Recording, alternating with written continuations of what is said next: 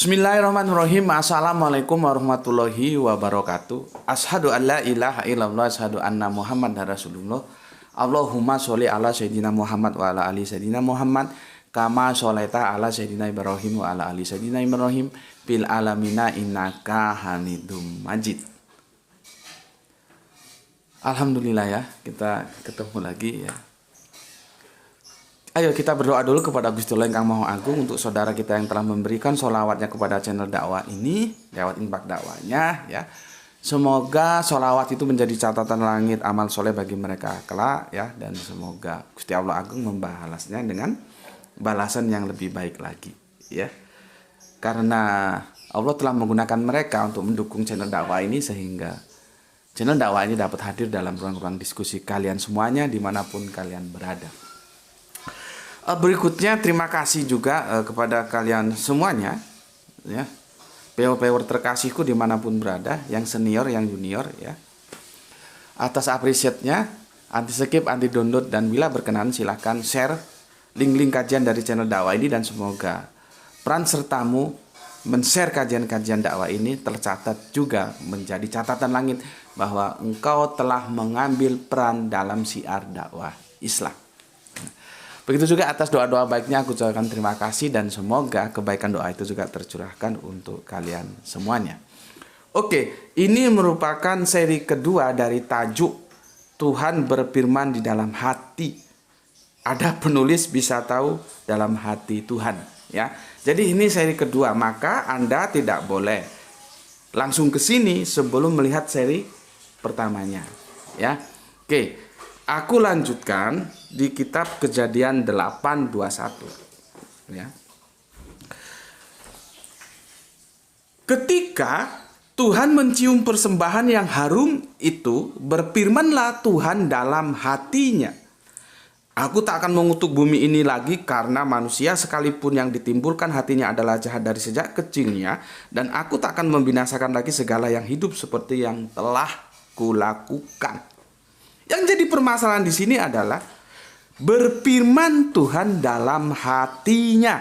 Oke, kita coba lihat perikopnya.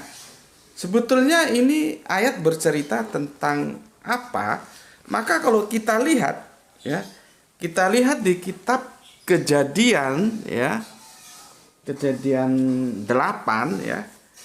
Itu perikopnya tentang air bah, berarti ketika zaman Kanjeng Nabi Nuh. Lihat ini. Ya. Ini tentang gini. Ya, tentang air bah ya. Tentang air bah ya. Kita lihat di sini 8:21. Ini. Ya. Oke, 8:21 ya. Jadi perikopnya begini ya. Tentunya nggak aku baca semua, ini panjang banget ya.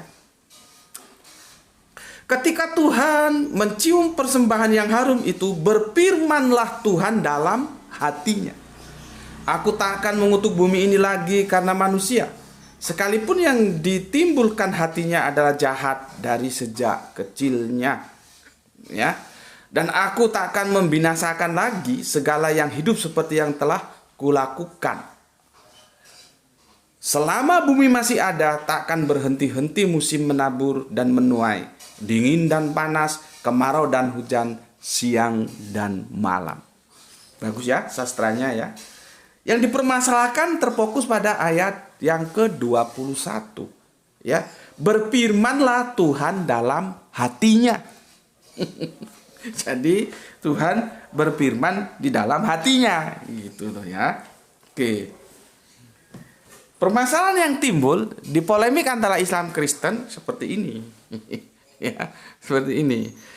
Perhatikan ayat di atas mengatakan Tuhan berfirman di dalam hati. Ya.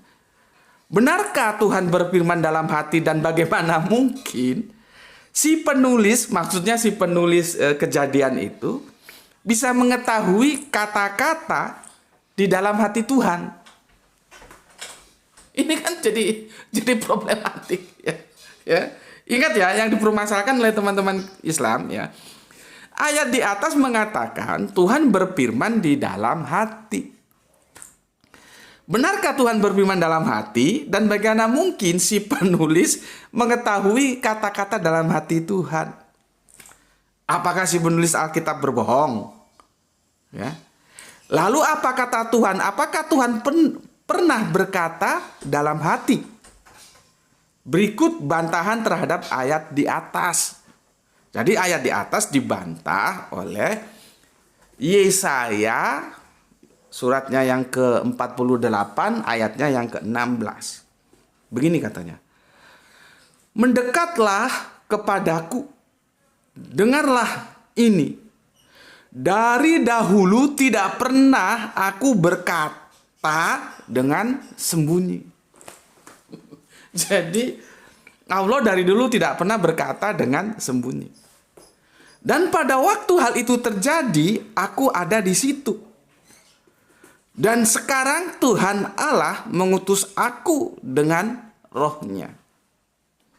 Intinya, di Yesaya 48:16 ini, dari dahulu tidak pernah aku berkata dengan sembunyi.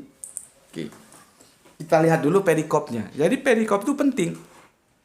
Supaya kita mendapat gambaran, ini sebetulnya ayat ini mau cerita apa sih? Gitu loh. Ya. Oke. Ini perikopnya adalah Tuhan penebus Israel. Jadi tentang Tuhan Israel. Nih ya. Tuhan penebus Israel. Ya. Oke, yang kita permasalahkan adalah di ayat yang ke-16 ini. Ya. Dari dahulu tidak pernah aku berkata dengan sembunyi. Ini dia. Ya. Oke. Kalau kita baca perikop dari awal, ini memang ayat ini sangat menarik, khususnya di ayat yang ke-12, tapi tidak dalam diskusi sekarang. Nanti aku akan bacakan sekilas saja, akan kita diskusikan pada season tertentu nanti supaya tidak rancu, supaya fokus ya. Karena begini di ayat 12-nya begini. Dengarkanlah aku hai Yakob dan engkau Israel yang kupanggil. Aku yang tetap sama. Akulah yang terdahulu, akulah yang terkemudian. Yang kemarin sudah kita bahas. Tapi yang menarik yang di sini bahwa akulah yang tetap sama. Jadi Allah Israel itu sama. Tidak berubah, tidak menjadi. Tidak model Tuhan jadi-jadian. Tidak model firman. Pada mulanya firman terus menjadi Allah, Allah menjadi manusia. Enggak, itu enggak berlaku. Enggak ada dalam otak orang Israel seperti itu. Enggak ada Tuhan jadi-jadian. Makanya bagaimana cara kita memahami Yohanes 1 pasal 1 itu harus tepat dipahami. Sehingga kita tidak lagi mengatakan bahwa itu bukti Yesus Allah. Itu kan jarinya awakmu. Tapi itu nanti sisi lain kita bahas ya. Itu hanya sekedar introduction saja. Karena jelas di ayat ini dikatakan aku yang tetap sama. Jadi kalau dulu Allah ya Allah, sampai nanti juga tetap Allah. Nggak ada Allah menjadi awalnya firman menjadi Allah, Allah menjadi manusia. Nonsen. Ya, tapi itu sekedar pemanasan supaya men-trigger otak kesadaranmu bisa mencari Allah dan menemukannya dengan benar. Nanti kita bahas di video-video yang lain ya. Kita sekarang fokus di sini ya. Di ayat yang ke-16. Di sini ya, teman-teman Islam membenturkan antara Yesaya 48:16 dengan Kejadian 8:21. Ya. Karena apa? Di Kejadian dikatakanlah, aku seperti di seri pertama aku katakan kita pakai satu diksi yang sama dulu supaya gampang aku menjelaskan. Jadi bukan berfirmanlah Tuhan ya, tapi berkatalah Tuhan. Karena nanti di Yesaya itu Tuhan juga dikatakan berkata, tidak berfirman. Ya. Oke. Bentar. Ya. Ketika Tuhan mencium persembahan yang harum itu, berkatalah Tuhan dalam hatinya. Ya. Jadi Tuhan berkata tapi di dalam hati. Ya. Aku tak akan mengutuk bumi ini lagi karena manusia, sekalipun yang ditimbulkan hatinya adalah jahat dan dari sejak kecilnya. Dan aku tak akan membinasakan lagi segala yang hidup seperti yang telah kulakukan. Intinya apa? Kutukan yang diberikan kepada Kanjeng Nabi Nuh berupa air bah, itu tidak akan dilakukan lagi. Ya, Tuhan mengatakan itu dalam hatinya. Teman-teman Islam bertanya, bagaimana si penulis tahu orang itu ada dalam hatinya kok? Kan begitu. Ya kita maklumi karena dia terjebak. Nanti teman Kristen juga terjebak, sama saja. Sama-sama terjebak. Terus teman-teman Islam membenturkan dengan Yesaya 48:16. Mendekatlah kepadaku, dengarlah ini. Dari dahulu tidak pernah aku berkata dengan sembunyi. Dan pada waktu hal itu terjadi, aku ada di situ. Dan sekarang Tuhan Allah mengutus aku dengan roh-Nya. Aku akan keluar sebentar ya. Sebentar aja aku keluar ya. Mumpung dalam satu tarikan nafas, aku jelaskan ayat ini. Di ayat ini ada dua aku loh. Hati-hati. Aku sudah jelaskan.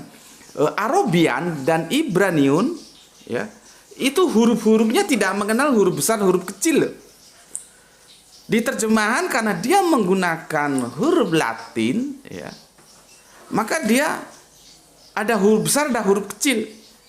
Itu edisi Latin. Edisi original teks, Perjanjian Lama dan Perjanjian Baru, itu kalau kita ambil original teksnya, itu seharusnya kan ditulis dalam huruf-huruf Ibraniun. Kalau Al-Quran sebagai perjanjian terakhir, jadi perjanjian lama, perjanjian baru, perjanjian terakhir itu dalam huruf-huruf Arabiun. Dan kita harus mengerti huruf-huruf Ibraniun dan Arabiun sama-sama tidak mengenal huruf besar dan huruf kecil.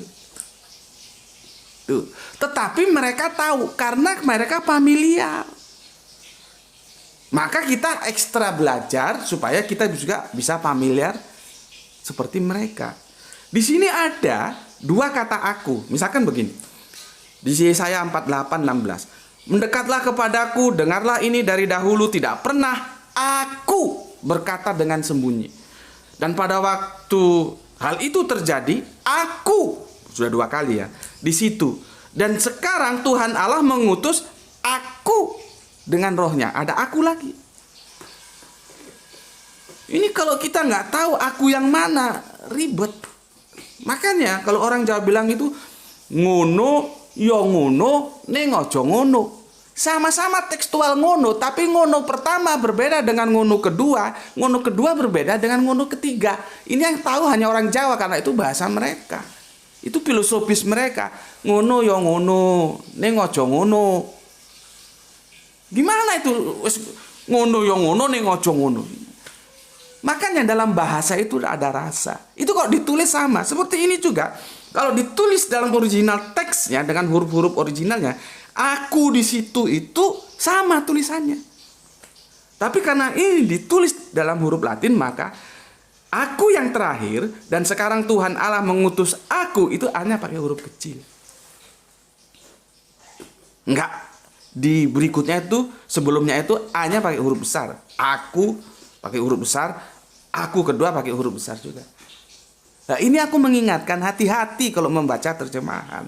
Makanya pada bulannya adalah firman. Firman itu bersama-sama dengan Allah. Dan firman itu adalah Allah. Apakah Allah pertama itu sama dengan Allah kedua dalam Yohanes itu? Enggak bos, otak harus main. Kita hanya disuguhi terjemahan. Theos dan tonteos itu berbeda. Ya. Tapi aku katakan itu hanya sekilas aku sampaikan, nanti kita kaji dalam episode tersendiri ya. Kita fokus masalah Allah berkata dalam hatinya. Bagaimana kok penulis tahu? Ya. Oke. Sekarang aku mulai jelaskan. Aku minum dulu ya. Bismillahirrahmanirrahim.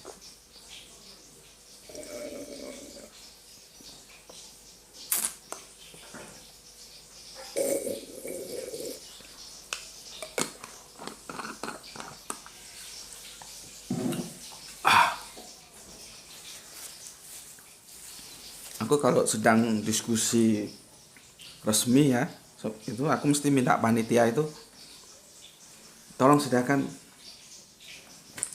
minuman tuh aku panas. Kalau dingin nggak bisa, maka teh panas, kopi panas gitu ya. Teh enggak.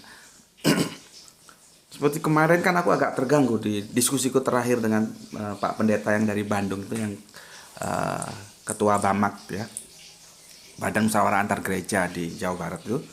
Aku agak terganggu karena nggak ada minuman yang panas di situ. Minum dingin nggak bisa aku. Ya. Oke, kita lanjut. Ya.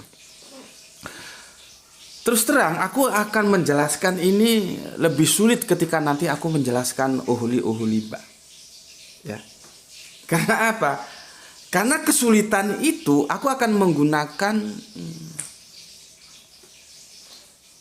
peristiwa lain. Nanti dari penjelasan peristiwa itu bisa kamu untuk memahami bahwa sesungguhnya Yesaya 48:16 itu tidak bertentangan dengan Kejadian 8:21. Dan bagaimana mungkin seorang penulis tahu isi hatinya Tuhan? Itu nanti bisa aku jelaskan. Cuman menjelaskan itu ribet, maka aku menggunakan analogi yang lain. Gitu ya. Tentunya yang namanya analogi untuk menjelaskan itu positioningnya harus equal, harus sama. Kita tidak bisa menjelaskan sebuah peristiwa dengan analogi yang berbeda, tentunya tidak bisa. Ya. Oke, aku ceritakan saja, nanti kamu bisa, oh maksudnya Gus Beti itu begini tuh, gitu ya. Begini. Biografi, misalkan ada biografi ya, misalkan aku orang penting ya, seperti Bung Karno itu kan ada biografinya, aku orang penting ya. Terus ada penulis biografiku. Tentunya yang menulis biografi kan bukan aku ya, wartawan atau siapa gitu. Kalau Bung Karno kan Cindy Adam. Ya. Ada yang bilang biografi, ada yang bilang autobiografi ya, terserah lah mana, yang benar mana. Kalau salah ya dikoreksi. Misalkan ada buku Biografi Cinta Gus Beti. Nah, itu judul bukunya ya. Jadi aku menjelaskan dengan misalan, dengan perumpamaan. Sama dengan Allah juga kadang-kadang menjelaskan kita dengan perumpamaan.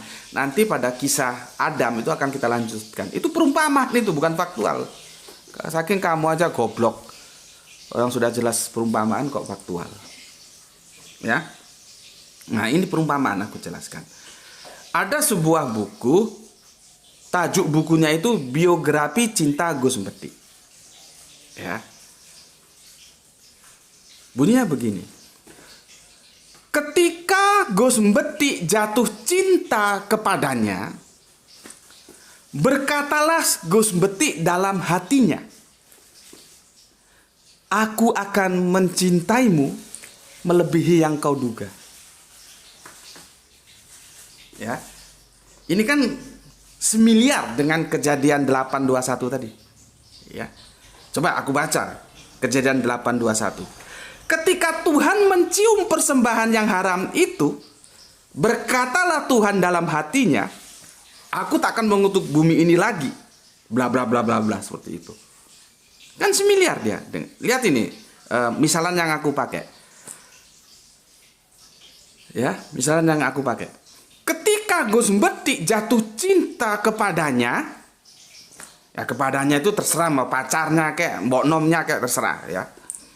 Ketika Gus Beti jatuh cinta kepadanya, mbok weknya kayak terserah. Ya. Yang jelas ini biografi jatuh cinta ya.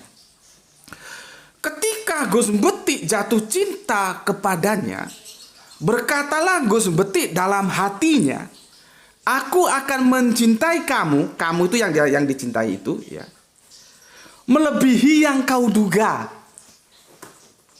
Ya. Lah narasi aku akan mencintai kamu melebihi yang kau duga itu ada dalam hatiku. Gitu loh. Ya, itu dalam hatiku. Ya. Sama dengan Tuhan tadi, bahwa dia tidak akan mengutuk bumi, itu Tuhan berkata dalam hatinya, gitu ya. Ya. Soalan timbul. Ya.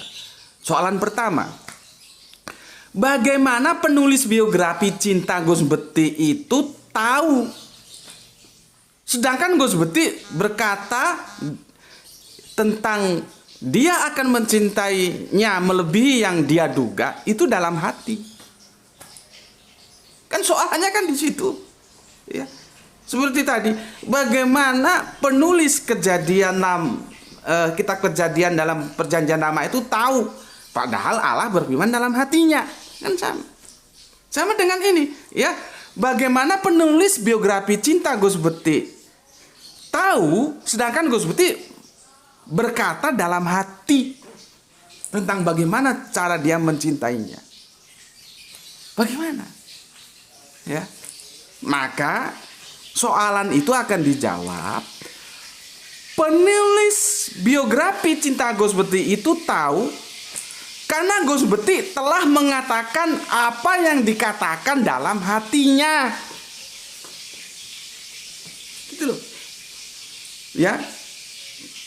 Paham di sini? Kenapa biografi itu? Loh kan itu kan Gus Beti kan berkata dalam hatinya. Bagaimana penulis biografinya kok tahu?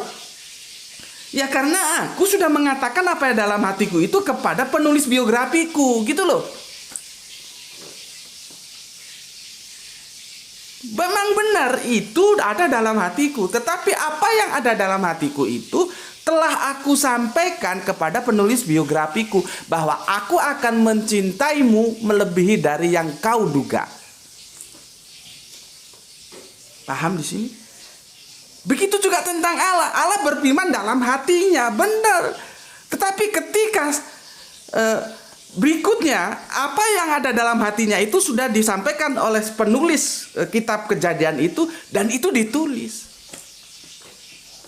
Lalu masalahnya di mana? Kan nggak ada masalah. Kok dikatakan bahwa kitab ini bermasalah?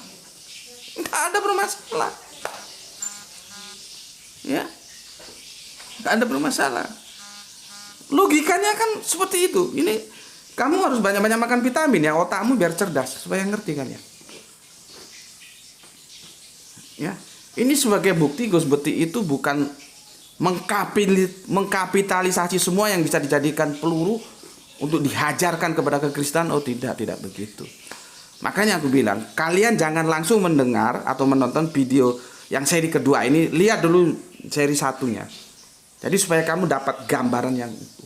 Maka Gus Beti bilang bahwa kitab Kejadian 8 pasal 21 itu tidak bermasalah, tidak ada masalah. Kenapa penulisnya tahu? Karena yang ada di dalam hati Tuhan sudah disampaikan kepada penulis. Ya itulah yang penulis tulis. Tapi jangan tanyanya terus berkembang, karena jawabannya ribet nanti. Siapa yang menulis? Apakah Nuh? Itu nanti seri berikutnya. Dan itu juga nggak gampang menjelaskan. Kita harus tahu siapa itu Ezra. Lalu kenapa Ezra itu diunggulkan dalam keyahudian? Karena tanpa Ezra, Yahudi tidak punya apa yang namanya Torah. Itu jasanya Ezra setelah pembuangan dari Babel. Ya, dibuang ke Babel ditundukkan oleh kekuasaan baru, diizinkan pulang. Ketika pulang itulah Ezra menuliskan kembali untuk bangsa Israel tentang kitab-kitab nabi-nabi dahulu, khususnya Torah. Jadi Ezra itu diagungkan dalam keyahudian. Gitu. Tentunya kalau di sini kita kembangkan, tentunya Ezra menulis sejauh apa yang dia ingatkan. Ini masa peperangan loh, penjajahan, perbudakan loh. Ya. Kala itu kalau nggak salah, tolong dikoreksi, Babel itu kan akhirnya dikalahkan oleh Persia. Nah, Raja Persia memberikan kebebasan, oleh kamu orang-orang Israel pulang sana ke negerimu. Ketika pulang itulah Ezra menuliskan kembali Torah dan juga memberikan larangan kawin mengawin. Nah, di sini egoisitas Israel itu tinggi. Jadi Israel harus kawin dengan Israel untuk menjaga apa? Menjaga derivasi, keturunan. Jadi eksistensi genetika Israel itu terjaga. Tidak boleh kawin terhadap orang Israel, terhadap orang yang goyim di luar Israel. Tidak boleh. Makanya orang Israel itu egonya tinggi banget. Dari sini kita tahulah, maka maha benarlah Allah dengan segala firman-Nya. Ketika Al-Quran mengomentari bagaimana kitab-kitab terdahulu. Nggak bisa dipandang sebagai akurat yang itu absolut. Kenapa? Ezra tentu menulis sejauh yang dia ingat. Yang tidak ingat ya nggak ditulis. Gitu loh. Dan Al-Quran mengatakan ya bahwa memang bangsa Israel itu bangsa yang dilebihkan. Kita lihat bagaimana keegoan bangsa Israel sampai Israel harus kawin dengan Israel. Tidak boleh kawin campur, mereka tidak mau. Makanya problematika itu diselesaikan dengan orang-orang goyim, orang-orang yang di luar Israel, dengan istilah ada Israel ya, rohani. Ya tentunya orang-orang ketawa, orang-orang Israel ketawa. Yung ngaku-ngaku Israel dengan cap Israel rohani. Nggak ada itu. Bagi orang Israel itu ya jasmaninya Israel, rohaninya Israel. Nggak ada. Makanya akan bermasalah ketika nanti mengumpas bahwa aku diutus untuk atau kepada domba-domba yang tersesat di antara domba-domba Israel itu, bukan kepada bangsa lain. Itu nanti kajiannya. Ya. Oke, sekarang kita lihat di Yesaya 48:16. Sorry. Kita sekarang ke soalan yang kedua. Soalan pertama kan sudah jelas ya. Aku ulangi lagi.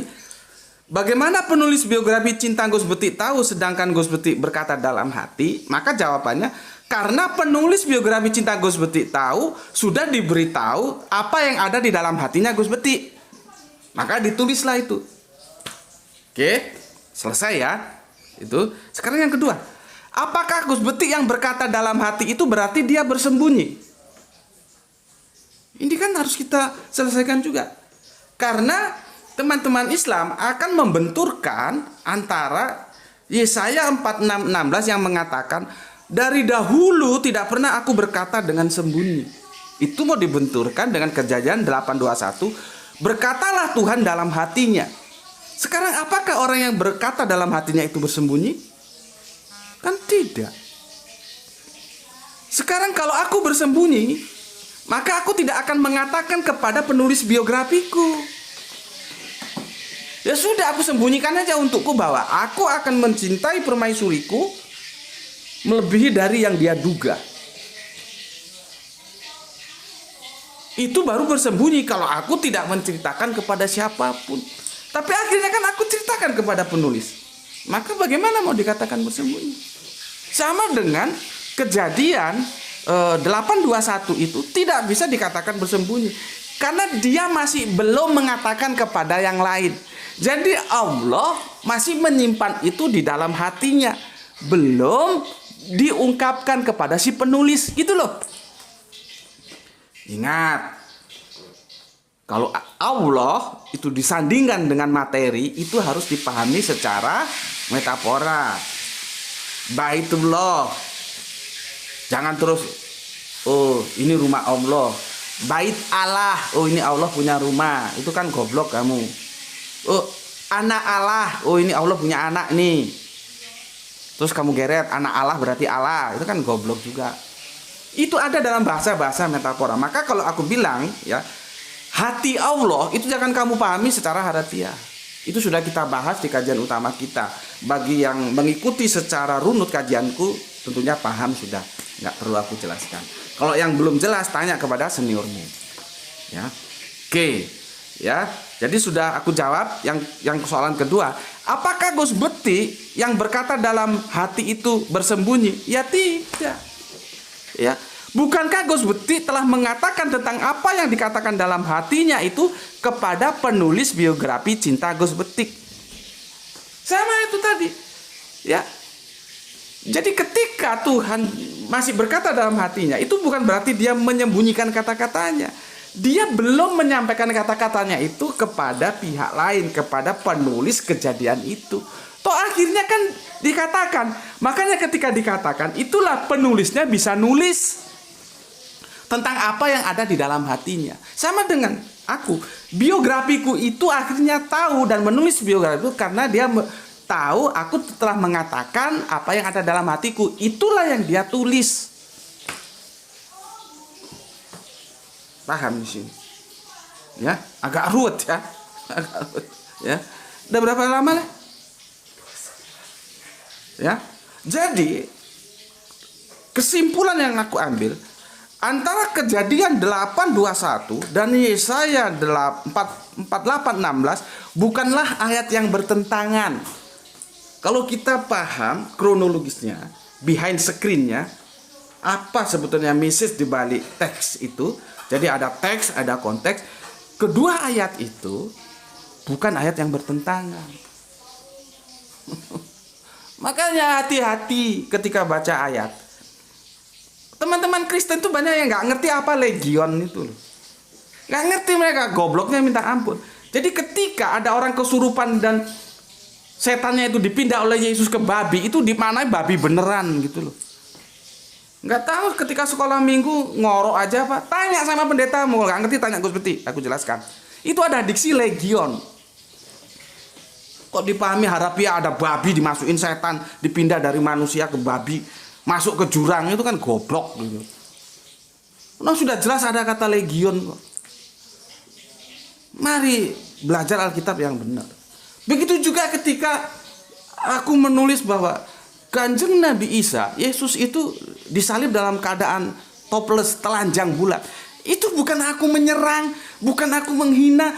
Bagaimana mungkin seorang Islam menghina Nabi Isa? Tidak mungkin, karena itu tidak boleh dalam ajaranku.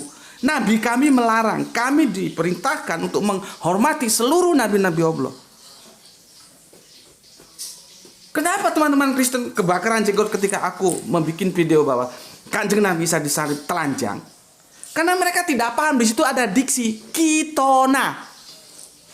Apa itu kitona? Ya sama tadi. Ketika ada diksi legion, mereka nggak ngerti apa itu legion. Akhirnya amburadul cara pemahamannya. Ya, maka sekali lagi ini pelajaran bersama bagi teman-teman Kristen, bagi teman-teman Islam. Mari kita belajar untuk mencari kebenaran. Ayo kita bergerak, benar salah. Tinggalkanlah apa yang selama ini menjadi penggerak kalian, yaitu bergerak atas dasar menang kalah. Itu logika anak kecil, menang kalah. Anak kemarin sore. Tapi ya jangan dimarahi, memang dia masih sebatas itu, kerangka berpikirnya biarin. Makanya kalau ada komentar-komentar yang masih bau-bau kencur, masih TK, aku biarin saja. Ya. Kalau bahasa gue nih, bahasa anak jalanan, dia kencing aja belum lurus kencingnya. Jadi kalau kencing itu masih kan, kalau kita lihat anak kecil itu ya, kalau pipis berdiri itu, mesti kan dimainin tuh pipisnya itu kan sampai bentuk huruf S atau apa gitu. Jadi bahasaku kalau aku ngomong, dia kencing aja belum lurus. Jadi belum tertuju pada satu titik sehingga kencingnya nggak kemana-mana gitu. Belum, dia kencing aja belum lurus, artinya apa? Dia masih bau kencur, jadi ya sudah dimaklumi. Ya. Maka sekali lagi ya, aku katakan, aku tutup ini ya. Antara Kejadian 8:21 dan Yesaya 48:16 bukanlah ayat yang saling bertentangan. Ya.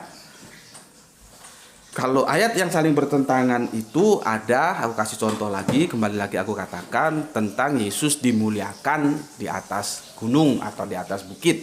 Yang satu Matius dan Markus mengatakan 6 hari, padahal Lukas mengatakan 8 hari, dan ini bertentangan. Ya, sudah nggak usah dibantah. Kalau kamu bantah, kamu pergi dari channel ini, karena kencingmu belum lurus. Gitu loh. Kamu harus terima, ini kebenaran aksiomatis, itu bertentangan. Perkara kamu masih mengimani itu hak kamu. Tapi kebenaran aksiomatis harus diakui. Nah, jadi ini sebagai bukti aku tidak ngawur. Sejauh kerangka berpikirku mengatakan yang kita bahas tadi itu antara Yesaya dan Kejadian tidak bertentangan. Meskipun teman-teman lain, apologet lain mengatakan itu bertentangan dan itu menjadi amunisi untuk dihajarkan, ya silakan, tapi bagi aku tidak. Dan aku memaklumi mereka. Begitu juga Kristen yang goblok-goblok ini juga seperti itu sama. Maka marilah kita yang Islam, yang Kristen, ayo kita belajar bareng. Ya. Parameter kita sudah beralih, bukan lagi menang kalah. Nggak apa-apa kita dibilang kalah. Apakah dibilang kalah terus kita rugi? Apa ruginya? Apakah terus dibilang menang terus kita untung? Apa sih untungnya? Itu nggak punya makna. Kita bergerak menjadi benar salah. Mari kita sama-sama mencari kebenaran untuk meninggalkan yang salah. Ya. Dan aku sudah melakukan itu, benar aku bilang benar, salah aku bilang salah, selebihnya dari yang si jahat. Oke, di sini tuntas sudah hutangku kepada saudaraku terkasih, semoga sehat selalu yang ada di Kendari. Itu cara pandangku seperti itu. Mungkin kamu juga terkejut ya, kalau Gus Beti ternyata memahaminya tidak sama dengan mainstream ya. Tidak, kedua ayat itu tidak bertentangan ya. Dan juga aku kembalikan ke kamu, mau diterima monggo, enggak juga monggo. Begitu juga untuk teman-teman Kristen, Anda mau terima monggo, enggak juga monggo. Maka aku katakan, silakan like bila Anda suka, silakan dislike bila tidak suka, dan cari channel lain. Oke, aku doakan semuanya, dan aku juga mendoakan agar kita mendapatkan rezeki yang barokah dan kesehatan yang prima, sehingga dengan itu kita dapat melanjutkan kajian-kajian kita sebagaimana waktu-waktu yang lalu. Untuk saudara Islamku, jaga Allah jadi milikmu yang abadi, Kanjeng Nabi Muhammad menjadi milikmu yang abadi, Al-Quran menjadi milikmu yang abadi, Islam menjadi milikmu yang abadi. Kita boleh kehilangan apapun, bahkan nyawamu pun boleh hilang, tapi yang 4 ini jangan hilang. Bawa dia sampai nanti kamu menutup mata.